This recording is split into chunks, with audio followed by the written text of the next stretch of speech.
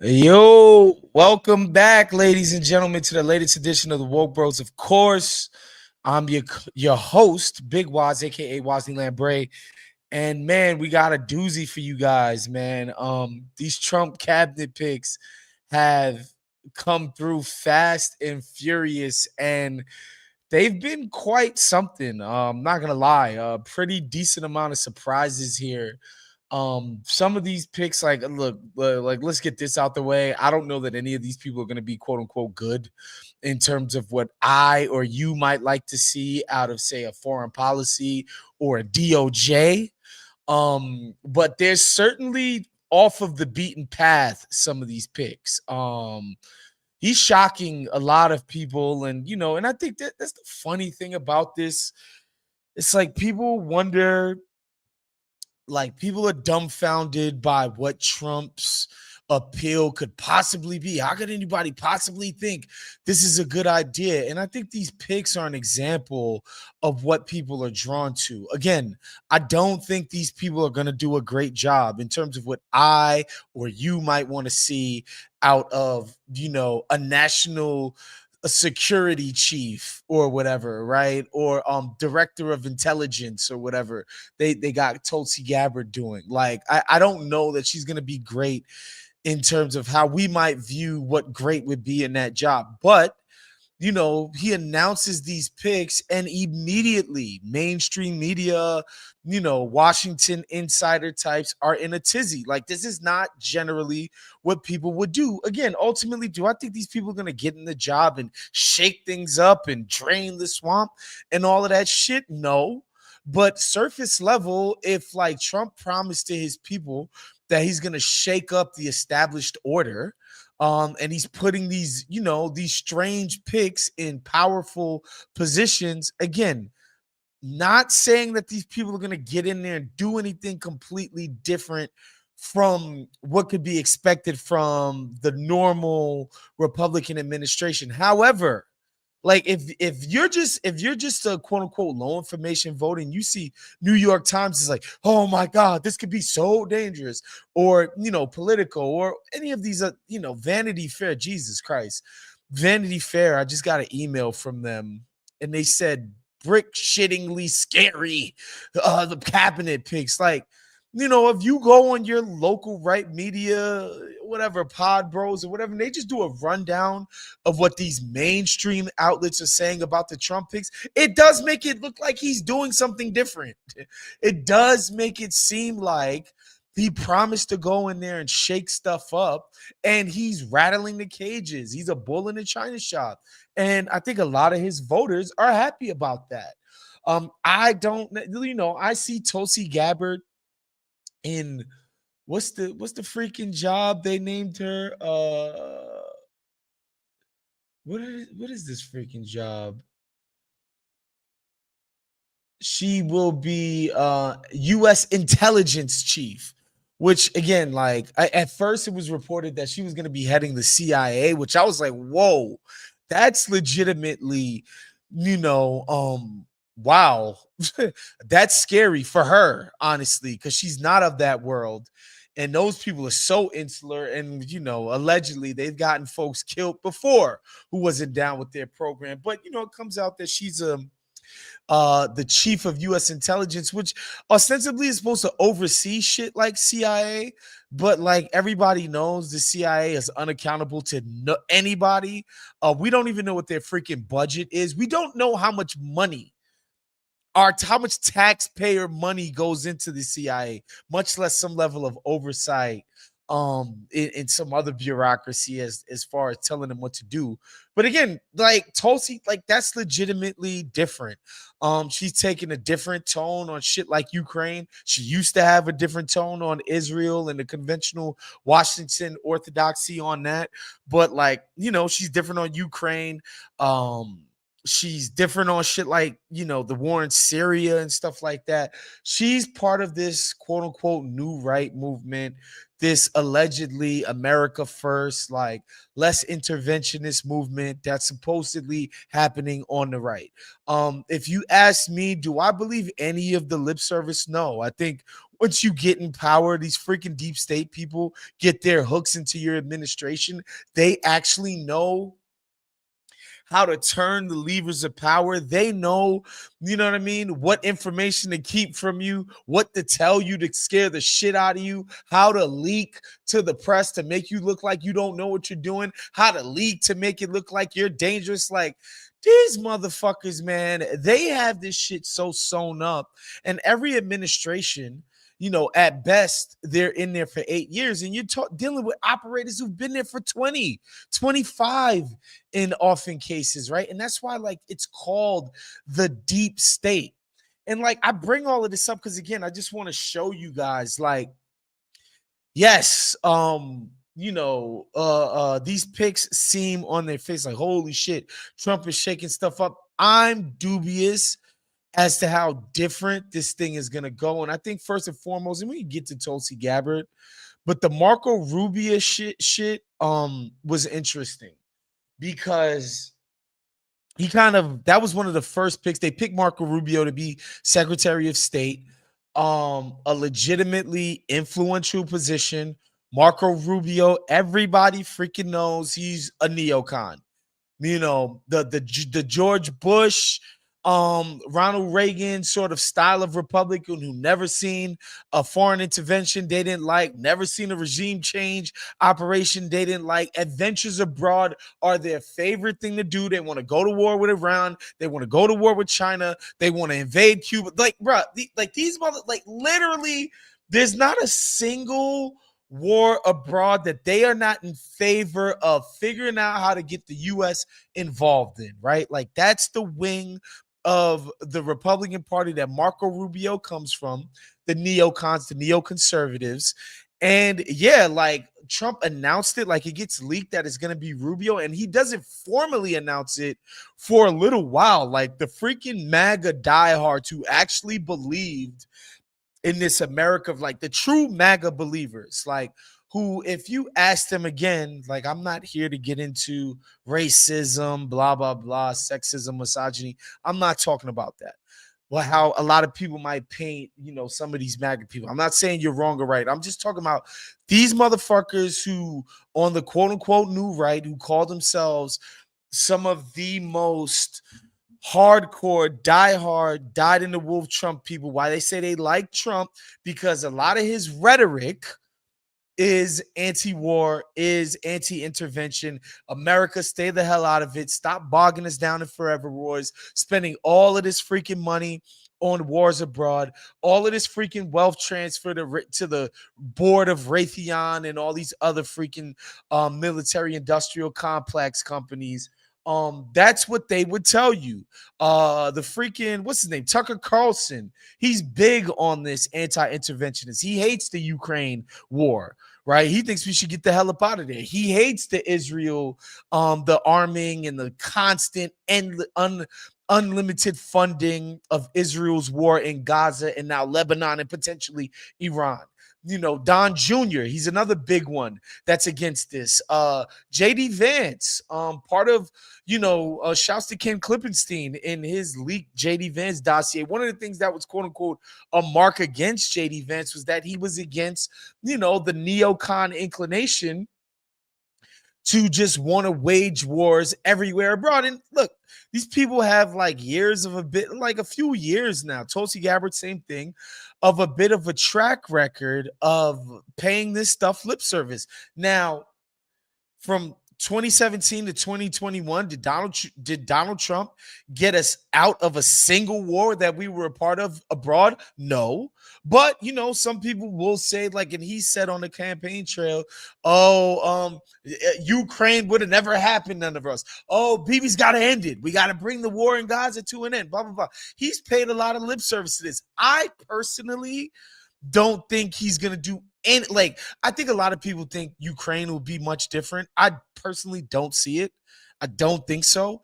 And I definitely don't think the war in Gaza is going to go any differently. In fact, I could see Israel expanding the scope of the crazy shit they're doing over there. Anyway, I say all that to say, to go back to the Rubio point, this shit gets announced, it gets leaked to the press, and these motherfuckers are in an uproar. They're like, yo, this is the exact opposite of the message we've been giving to our people about us taking a step in a different direction, reorienting the party from around this neocon country club shit, where these country club Republicans never seen a war that they didn't love, that they themselves are not going to go over and fight. Their kids are not going to go over and fight. We're tired of that. Like, this is legitimately one of the things they say is different about this MAGA movement, as opposed to, you know, the Romneys, the Lindsey Grahams, the George Bushes, the Cheneys, these crazy neocons. So Rubio shit kind of got slowed up for a little bit. It looked like it might be up in the air or whatever. And then Trump finally, you know, officially announces, like, this is my pick. I think, you know, for him to get this, obviously he's pledged allegiance to Trump and whatever the hell he's about. I think Rubio, after he got smoked in the freaking 2016 Republican primary, where he was considered to be one of the front runners. People don't remember this shit, man. Him, Scott Walker from Wisconsin, Jeb Bush, these were the serious picks. Chris Christie, another one. These guys were the front runners, the new standard bearers of the Republican Party in 2016. And Trump fucking Ted Cruz, of course, another one. Trump mowed these suckers down one by one by one by one by one. And Rubio fell in line and, you know, did a lot of work for this guy in Florida in terms of trying to get Trump, you know, elected in Florida, which, you know, clean sweep. All three times Trump's been on the ballot, smoked the Democrats in the state of Florida. I feel like it's gotten worse each successive time, culminating in this time where they just bodied the Dems. And so he was rewarded with this post. Make no mistake, Shelley Adelson's wife, Miriam Adelson, big backers of the project over in Israel. They gave Trump $100 million this go around. This Marco Rubio thing is in line with that. This guy is an Israel hawk. He is obsessed with, fiendishly devoted to every single Israel in terms of their military operations in the region. He's in lockstep with that.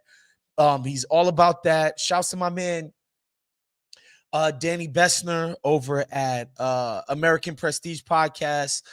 They had, I forget the homie's name they had on to talk about Rubio's sort of ideological underpinnings vis-a-vis Latin America.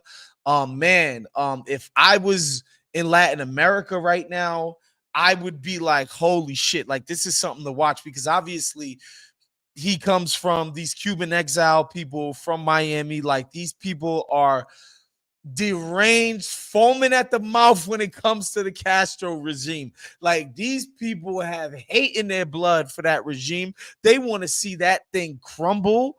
If they had it their way, we would have U.S. boots on the ground in Cuba right freaking now. Yesterday, we would have did that shit. And so I think that's something to watch. Again, in terms of Ukraine, Rubio is on the Ukraine track. He's like, let's keep funding that. Let's keep funding the freaking bloodshed over there. Fuck peace, fucking agreement, fuck diplomacy. Let's keep funding that. And I just told you guys about Israel. But I do think the Latin American piece is something to watch. And yeah, oh yeah, big China hawk too. He's the itching to go to war with China. Rubio's also an Iran hawk, so watch, like, neocon, just straight up, like there's no other way to put this shit. Any inkling of a conflict that you know, the American state has abroad, these dudes want to go to war. They are the most hawkish, fiendishly foaming at the mouth, completely deranged when it comes to, you know, wars abroad and warmongering. Like, these motherfuckers are the craziest. And Rubio's from that wing. So that's an L for this quote unquote MAGA shit that is allegedly some big divorce from the neocons. Tulsi Gabbard, now look, man, and Jerb, I want to bring up this Reuters piece from from today. I want to read you guys this headline because that shit cracked me the fuck up. Oh my God. The headline is Spy World Vexed by Trump's choice of Gabbard as U.S. intelligence chief. President-elect Donald Trump's choice of Tulsi Gabbard as U.S. intelligence chief has sent shockwaves through the national security establishment, adding to concerns that the sprawling intelligence community will become increasingly politicized, whatever the hell that means, which is like, this is what, like, so you guys got to pay attention to the language that they used here.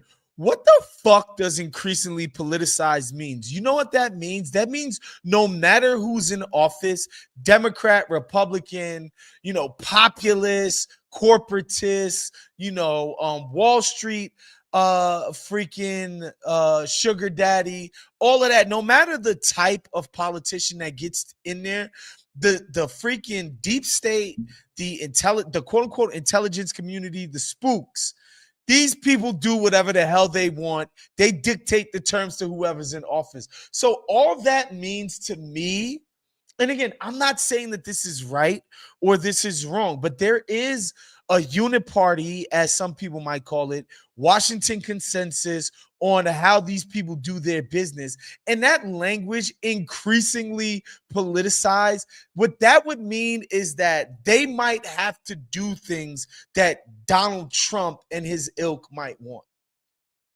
Whatever that may be. Again, if you're freaking, bullish on the Trump administration, again, I'm not. I have a hard time believing these folks are going to dislodge this established power, this so insanely entrenched power.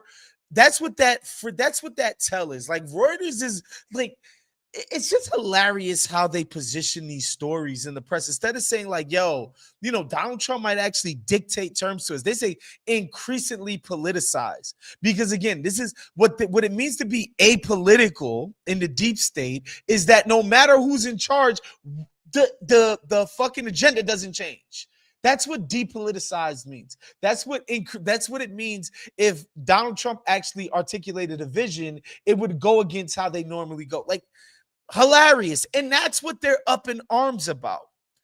Like they're not going to articulate something like, yo, Trump might want us to do X, Y, and Z, which goes against, this thing that is ultimately in favor of the interests of the American public. They would never position it that way. It's these word gymnastics. And they continue. Trump's nomination of Gabbard, a former Democratic congresswoman who lacks deep intelligence experience and is seen as soft on Russia. Soft on Russia, guys. What does that mean? What does soft on Russia means? Oh, she might not want to continue. Instead of coming to a deal to end the war, which is what all of us should want. Mind you, Ukraine is getting smoked up there. All we do in the U.S. media is pretend that they have a chance of anything other than defeat happening, to pretend that they have a chance to, quote unquote, claw back what they already had in terms of territory that Russia has seized and now occupies. She's soft on Russia. Because she's, paid lip service to the idea that maybe, perhaps, we should stop, funding the war over there. There are people dying, people displaced. Like, maybe it's time to come to a peace over there. Maybe. Soft on Russia, soft on Syria, is among several high-level picks that suggest he may be prioritizing personal allegiance over competence as he assembles his second-term team. Again, I'm not pro this pick. I don't know what this chick is going to do in the job. I don't know whether she's going to be a disaster or not, right? I don't know. I can't speak to it. But when I read what these people have to say, increasingly politicized, meaning, a president might come in. Let's just say one day a president that we like might get in there and want to do things differently from how these freaking people think the world should operate. What they'll come out and do and say is this is politicized. They're politicizing the intelligence community, meaning articulating a vision. This shit is crazy. Among the risks, say current and former intelligence officials and independent experts, are that top advisors could feed the incoming Republican president a distorted view of global threats based on what they believe will please him, and that foreign allies may be reluctant to share vital information. Randall Phillips, a former CIA operations directorate official who worked as the agency's top representative in China, said that with Trump loyalists in top government posts, this could become the avenue of choice for some really questionable actions by the leadership of the intelligence community. Like, what are we talking about? What are we talking about, man? What are we talking about? Oh, our allies are not going to want to share information with us because this is gobbledygook, bruh. This is bullshit. This is just, we don't want to ever have any accountability, ever be told what to do. And again, I'm not saying Trump is going to make the right choices. In fact, I have every freaking confidence that this guy probably, isn't going to be some intelligence wizard in terms of how he handles the deep state and all of that. But I do believe that if the freaking people elect a president and he's commander in chief, that whoever that person is, hopefully someday it's somebody that I fucking want to see in there. They're able to articulate a vision for the freaking country and how we handle our freaking spy agencies. I don't see how that's. I think that's the system working with these deep state pricks.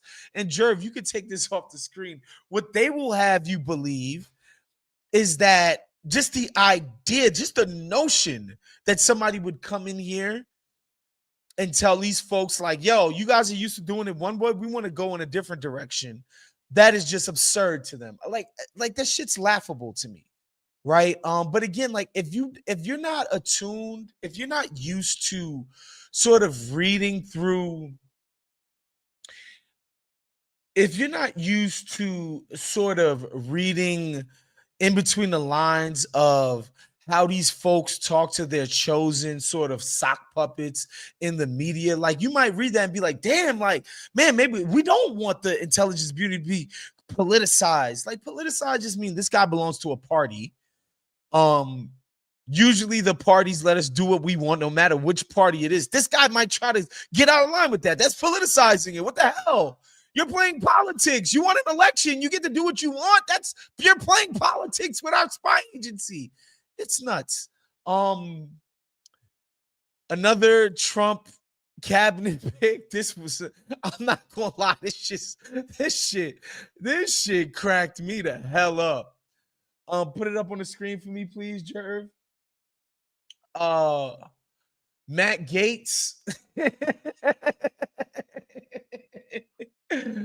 Matt Gaetz, as Attorney General, I was like, wait a second, hold the fuck up, bruh. This guy is being investigated by Congress for like misbehaviors. Like they accuse this guy of like sex trafficking or paying for prostitutes who were like 17 or some shit. Like this guy has a crazy past, but he has been one of the most publicly sycophantic MAGA people that there is, and so he got the job. Look, Li Fang, who I subscribe to his Substack, like he pointed out some of the legitimately left-wing populist positions that Matt Gaetz is taking on domestic issues. Like, I'll give him that. Matt Gaetz has been like not a complete disaster on a decent amount of domestic issues, right? And so sure.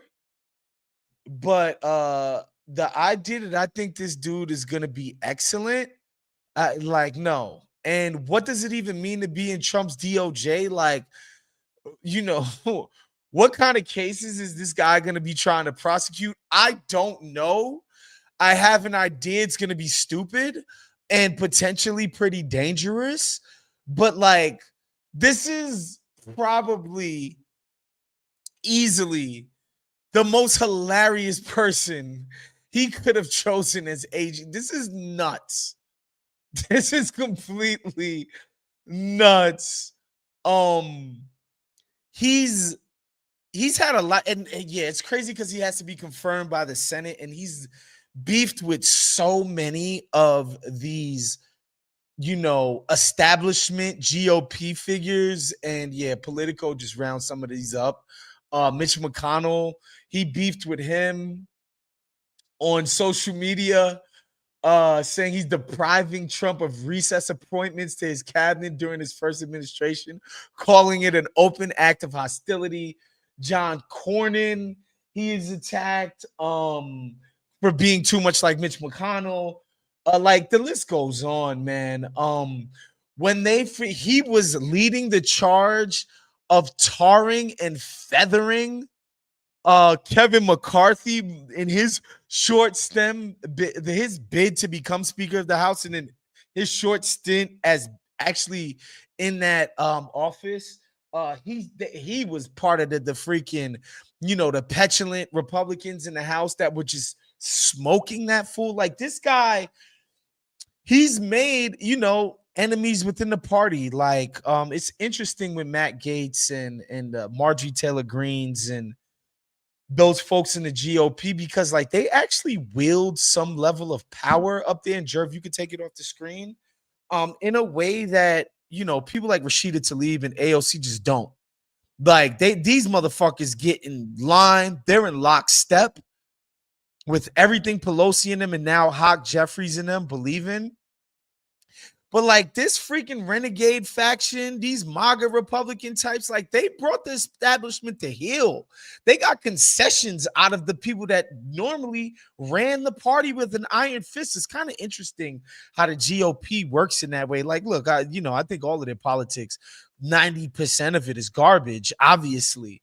But I do think it's interesting how influential these guys can be. And like Matt Gaetz just like being a MAGA troll for the last however many years has earned himself Attorney General of the United States of America. Look, with all of these people, Tulsi, Gaetz, Marco Rubio, the freaking Fox News dude that like